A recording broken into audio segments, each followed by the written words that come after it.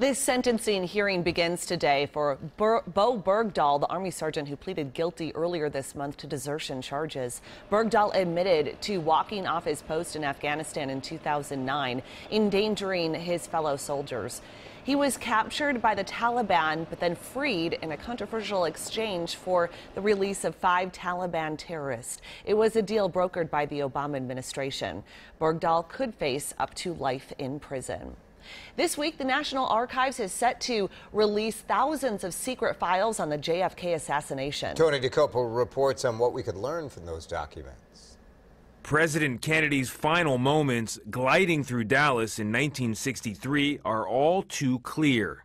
But the story of his assassination remains tantalizingly incomplete, at least to the 61% of Americans who do not believe shooter Lee Harvey Oswald acted alone. November 22nd, 1963 was a line of demarcation between an America that basically trusted its government to an America that began not to trust its government. University of Virginia professor Larry Sabato is the author of a book about Kennedy's enduring mystery.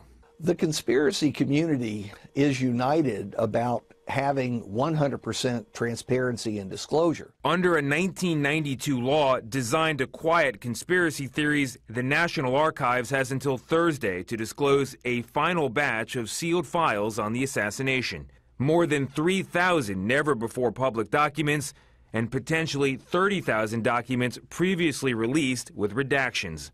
Congressman Joe Kennedy is the former president's great-nephew. I understand the historical value of those documents. I don't dispute that. They also happen to be quite personal as well. Would have been nice if there was some engagement from this administration. Still, others doubt that even these new documents will be a truly complete record. If the agencies did not uncover certain of their documents regarding the assassination, therefore never got to the archives and won't be in the revelations we might see on Thursday. Tony DeCopo, CBS News, New York. President Donald Trump has the power to block some or all of these documents if he determines that disclosure could harm national security or foreign relations. But the president has indicated that he will allow them to be made public. The One America Appeal concert held over the weekend raised $2 million for hurricane relief efforts. All 5 living former U.S. presidents attended the event Saturday night. Jimmy Carter, George H.W. Bush, Bill Clinton, George W. Bush, and Barack Obama. President Donald Trump also addressed the crowd in a tape video message. The concert was held at Texas A&M University. It featured performances by several musicians, including Lyle Lovett, Sam Moore, Lee Greenwood, Lady Gaga. In all, the One America Appeal effort raised more than $30 million. Authorities say a manhunt that lasted several months ended with a predatory offender being taken into custody in St. Paul. Cornell O'Neill Young has been wanted since June.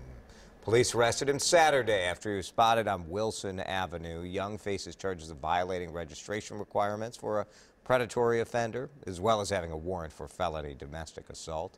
He's accused of assaulting a woman at a gentleman's club in Invergrove Heights.